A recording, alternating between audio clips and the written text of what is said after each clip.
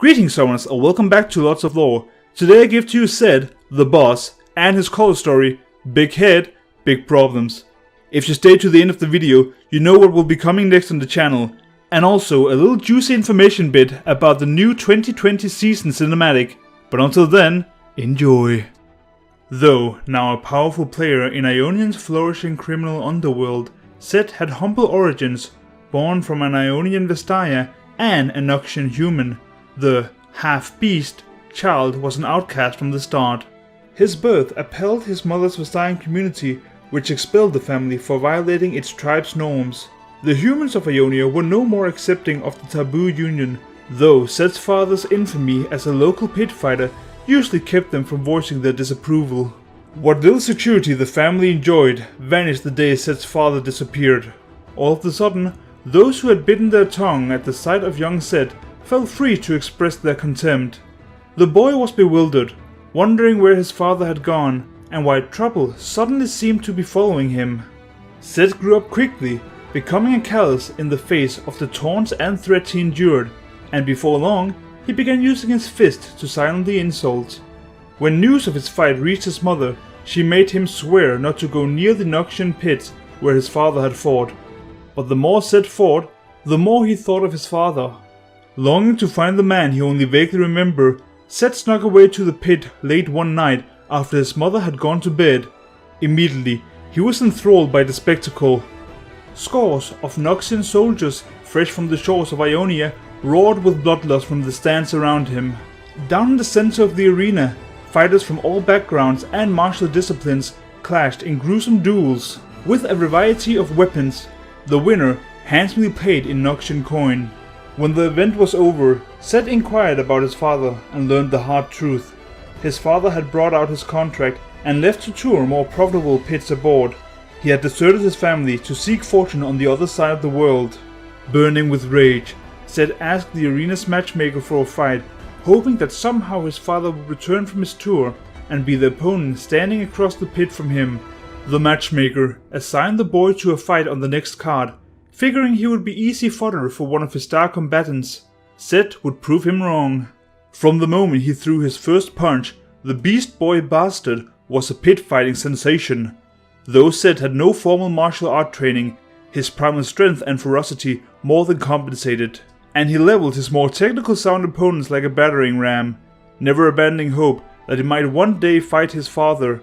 Soon, he became the undisputed king of the pit, with a swollen coffer of prize money and a trail of broken opponents to his name.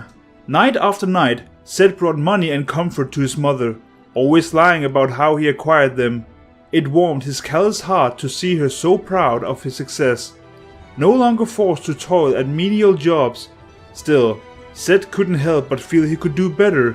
Being the king of the pit was good, but being the person who owned the pit, that was where the real money was. Late one night, after defending his title in front of a record-breaking crowd, Sett presented his new demands to the Noxian matchmakers and his cronies. He suggested they grant him control of the arena and its revenue. When they refused, Sett barred the door. Minutes later, the doors reopened, and the Noxian emerged, badly maimed, with a message on their bloody lips. The half-beast was the new boss. With the promoters out of the picture, Sett took control of the pit he once fought in.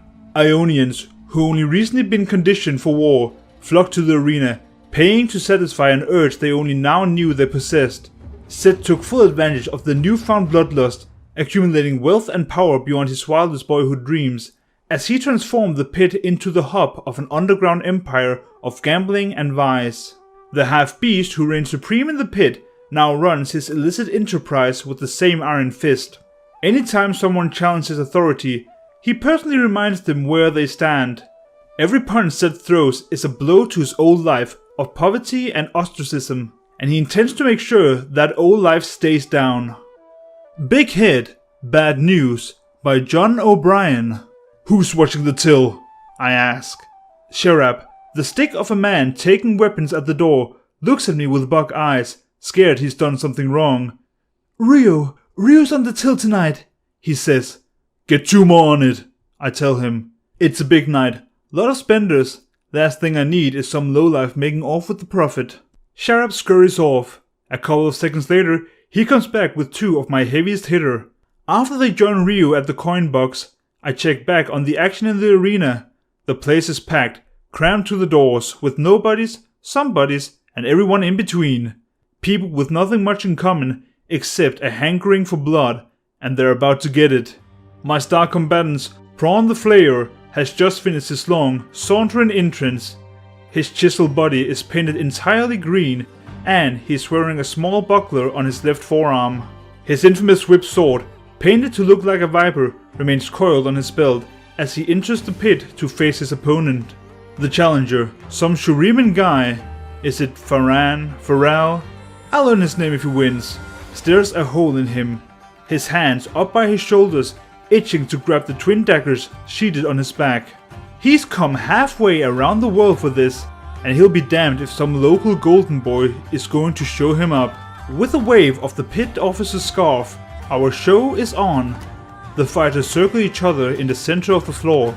Always the entertainer, Flay draws the whip sword and snaps it around his body. He's one of about 8 people in the world who can do this without cutting his own face off, and he loves to show it off. Insulted by the taunt, the Shuriman draws his daggers. He sprints across the pit, throwing himself into a whirl of blades, slicing the wind at unnatural angles. Flayer is surprised, but not off guard. He parries the dagger with his buckler, throwing the Shuriman off balance for a split second. It feels like an eternity. The Shuriman's body is turned off kilter, hands by his waist, his entire torso a wide open target. In a single, fluid movement, the Flayer swings his whip sword clean across the throat of his opponent. The Shuriman drops to the floor in a growing pool of his own blood. The crowd erupts. "How's that till?" I shout to the boys in the back. "Got it, boss," replies Shirab, as the eager throng swarm to the vestibule to settle their bets. Back down on the floor, I see the pit crew loading the Shuriman onto the corpse cart. A few feet away, Flayer is celebrating with some of his fans. He got a look on his face. I know it well. It's not relief, not contempt. He's getting a big head, and it's going to be bad news. About an hour later, the crowd has gone home, and the till has been emptied and counted. Just when I'm saying goodnight to the crew, guess who stops me at the door? It's the Flayer. He's holding a fat bag of coin, but he doesn't look happy. Says he got a bone to pick. Here we go. I ask him what's the problem. He just won big in front of a record-breaking crowd. He says that's just it. He drew a record-breaking crowd. He should get a cut of the till. My till. Now I understand where he's coming from. Same place I was coming from when I took over this whole thing. But just cause I understand what a fellow wants, doesn't mean I gotta give it to him. I tell the Flayer, no. Then the guy blows up. He starts telling me how lucky I am to have him in my pit. "Do you know how many people in the world can do what I do?" he asks. 9! 9, huh. Guess they must have added one, I say. He keep mouthing off, saying I've gotten fat and don't remember what it's like to risk my neck in the pit. By this point, a bunch of my crew is starting to listen in. Seeing how I can't have people thinking I'm soft, I figure it's a good time to remind Flayer who's the boss and who's the employee. But he's not having it. "You're just some washed up ex-champion in a fur coat telling us real fighters what to do," he says. "Anybody can do your job." That does not sit well with me. I tell Flayer we can go toe to toe in the pit and he'll find out just how much of a fighter I still am. I guess at this point he feels like he can't back down because he accepts my offer. "If I win, I take your pit and all that comes with it," he says. I nod. He waits like he's expecting me to add my own stipulation, as if he got anything I'd want. All I ask is that we do it in front of a crowd. Let's get paid for it. Fight night comes, and there are so many people on hand, they're spilling out the doors of the arena. I've got 5 of my heavies on the till tonight. I walk out to the pit, drums beating, crowd roaring, and I see the Flayer standing across from me, green and hot-headed as ever. My Vestine sense of decency kicks in. I tell him all he's got to do is to tell this arena full of people how wrong he was to disrespect me, and we can call off the fight. He spits on the ground and angrily cracks his whip sword overhead. He ain't backing down.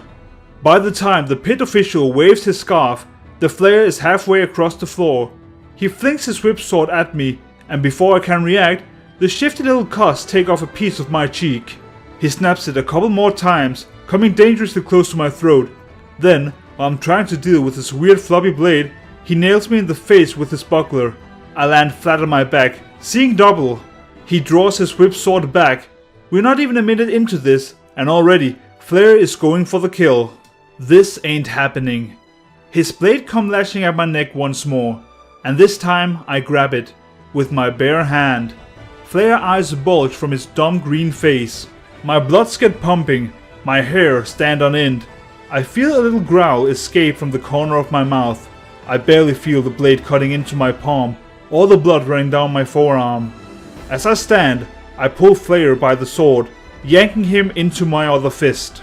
I repeat the motion a few more times, my brass knuckle duster chewing his face to pulp. When I finally stop punching, he calls out a tooth and tells me I'm making the biggest mistake of my life. "What are you doing? I'm your biggest draw," he says. "Flare, you're losing to a washed up ex-champion. Who's going to pay to see you fight now?" With his last ounce of energy, he honks a big mouthful of blood into my face. Right there, in front of the gods and everybody. I can't have an arena full of people thinking I'm not the boss. So I pick up the guy by the throat and slam him hard as I can, smashing his greedy fat head deep into the floor of the pit. He twitches for a second, then stops. The crowd eats it up. Late that night, I stop by Mama's house like usual. She's in bed already, so I quietly leave a nice sack of coin on the dresser and give her a kiss on the forehead. She wakes and smiles at the sight of her boy standing there at her bedside. As I touch her cheek, she noticed the bandage on my hand, where I grabbed the Flare's blade. "Oh, Necirt, what happened?" she says, all concerned. "Nothing big, just cut myself building," I say. "What did you build today, son?" she asks. "An orphanage, for orphans, ma," I say, as I give her one last kiss goodnight. "Such a good boy," she says. Her eyes tear up as she drifts off to sleep, like she's proud knowing that her son is making a respectable living. And that was the full story of Sett. There's really not much to say, except he'll probably get along with Vi very well. Speaking of Vi, she's gonna be in the next story I'm reading called A Child of Zorn, which ties directly into the Warrior Season 2020 cinematic. So if you're interested in knowing why Caitlyn and Vi is fighting Urgot, I suggest you subscribe so you know when my next video is out. And until next time, enjoy.